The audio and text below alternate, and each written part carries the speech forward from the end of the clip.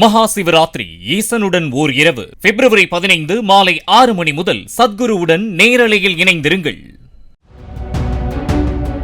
திமுக கொடுத்த அழுத்தத்தால் தான் மருத்துவம் மற்றும் பொறியியல் படிப்புகளில் அரசு பள்ளி மாணவர்களுக்கு 7.5% உள்ஒதுக்கீடு வழங்க அப்போதைய அதிமுக அரசு நடவடிக்கை எடுத்ததாக முதலமைச்சர் மு.க.ஸ்டாலின் தெரிவித்துள்ளார்.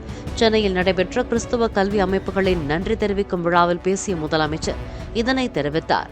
போன ஆட்சியில மருத்துவ படிப்பில் மட்டும் அரசு பள்ளி மாணவர்களுக்கு 7.5% இடஒதுக்கீடு கொண்டு வந்தாங்க.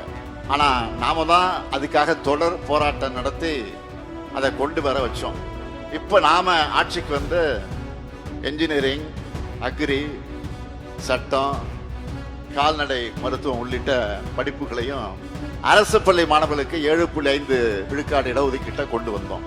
முதலமைச்சர் மு.க.ஸ்டாலினின் இந்த பேச்சுக்கு கண்டனம் தெரிவித்துள்ள எடப்பாடி பழனிசாமி 7.5% உள் இடஒதுக்கீடு தொடர்பாக முதலமைச்சர் மிகப்பெரிய பொய்யை கட்டமைத்துள்ளதாக விமர்சித்துள்ளார். மாணவர்களோ பெற்றோர்களோ எதிர்க்கட்சியினரோ கோராதபோது அரசியலமைப்பு சட்ட சரத்தில் உள்ள உரிமையை பயன்படுத்தி இந்தியாவிலேயே முதல் மாநிலமாக 7.5% உள் இடஒதுக்கீட்டை நிறைவேற்றி தனது தலைமையிலான அதிமுக அரசு அரசாணை வெளியிட்டதாக விளக்கம் அளித்துள்ளார். மகா சிவராத்திரி ஈசனுடன் ஓர் இரவு பிப்ரவரி 15 மாலை 6 மணி முதல் சத்குருவுடன் நேரலையில் இணைந்திருங்கள். பிளே ஸ்டோர் மற்றும் ஆப் ஸ்டோரில் இருந்து பாலிமர் செயலியை QR கோடு மூலம் பதிவிறக்கம் செய்யுங்கள். செய்திகளை உடனுக்குடன் பெறுங்கள்.